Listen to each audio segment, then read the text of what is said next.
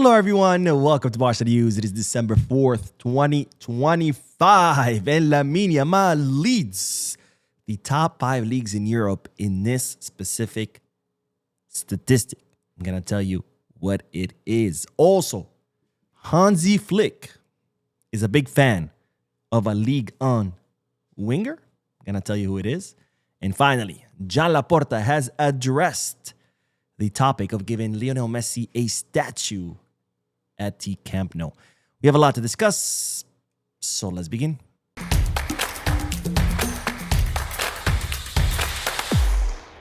Hello everyone, welcome to the channel. My name is Boo. I will begin this video with the news that, ladies and gentlemen, Lamine Yamal is the best in Europe at this one specific, well, I don't want to say at this one specific number because it sounds like that's all he's good at. Obviously, Lamine Yamal is one of the best players in the world and he's only 18 years old, but he does lead the top 5 European leagues in what is completed dribbles. Yes, Lamine Yamal is the best dribbler in Europe because so far in this 2025-2026 season, he has completed 60 dribbles. And in second place is Doku with only 40.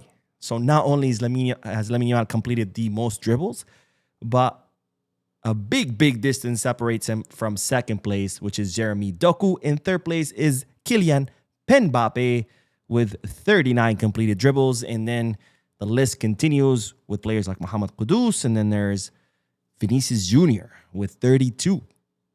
And he told us that he got robbed when he didn't win the Ballon d'Or. And the guy can't even dribble more than an 18-year-old kid that's been playing for 2 seasons. Anyways, let's move on to the next bit of news because speaking of wingers, the winner of the Golden Boy Award has been announced, and it's no other than Desiree Doué from PSG. Of course, no surprise there. If you don't know what the Golden Boy Award is, it's the award given to the best under 21 player. So kind of like the Ballon d'Or for the best under 21 player. And Doué has won it. And you might wonder, Mo, what does this have to do with Barcelona? Well, it has to do with Barcelona because Pau Cuarsí was nominated for this year's award. But he has been beaten by Desiree Doué. As expected, of course, Doué did win the Champions League, the Ligue, and the French Cup. And of course, Lamine Yamal was not nominated because unlike the Copa Trophy, which is given by France Football to the best player under 21, Copa Trophy, you can win it consecutively, which Lamine Yamal did. He became the first player in history to win 2 Copa Trophies back-to-back. But the Golden Boy, which is given out by Tutto Sport, cannot be won consecutively. So Lamine Yamal won it last year, so he was not nominated. We had Pau Cuarsí representing Barcelona, but unfortunately he has lost to Doué. Now, of course, the Golden Boy is no strange award to Barcelona. The first player to win it was Lionel Messi. We also had Pedri and Gabi win it back-to-back.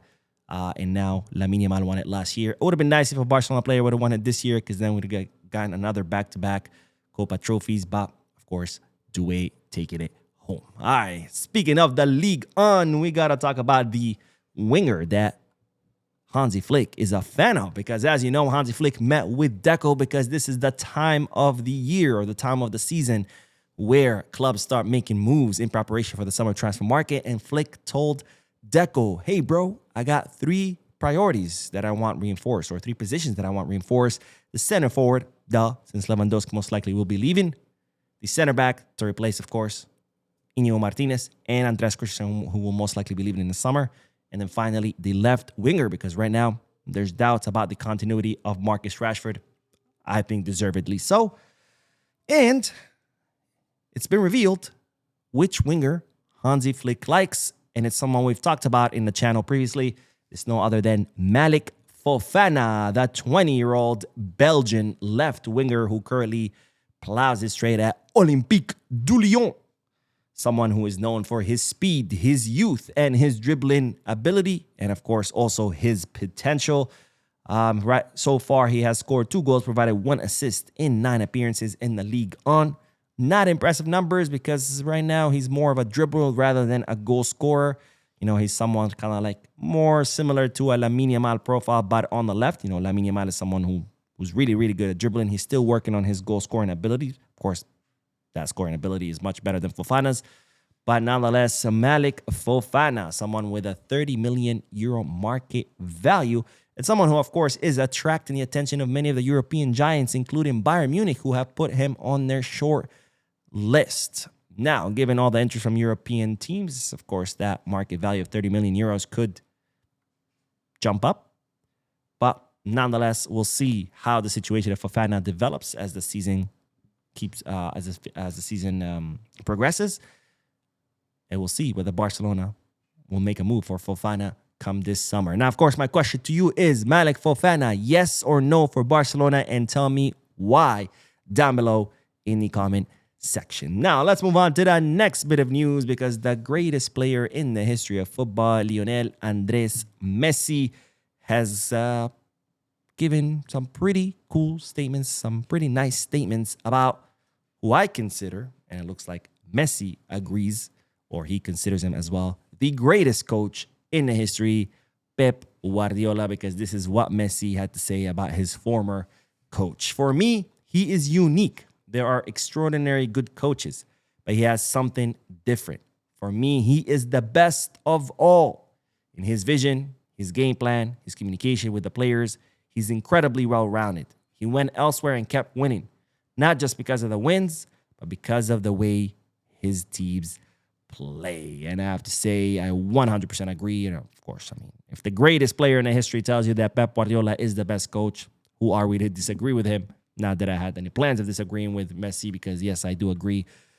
Guardiola is the greatest coach, not because he's a Barcelona coach, but because how he impacted football, because not only did he impact FC Barcelona and change how Barcelona played and led them to a sextuple, but also because how he affected the rest of the world, because not only did he change how Barca played, but he also changed how all the other teams in Europe played, because everybody was sitting down, scratching their heads, figuring out how can we stop Barca.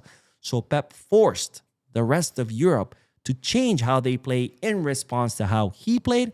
And not only that, but how many coaches now aspire to play like him. So he's also impacted football, and so many teams are now emulating him, both at the club and on international level. Remember, Spain won the World Cup. Germany won the World Cup playing kind of like the Pep Guardiola style. So that's what defines really a great coach. It's not just about being good and winning trophies, but it's the long-lasting effect. I mean, he revolutionized. Pep Guardiola revolutionized football.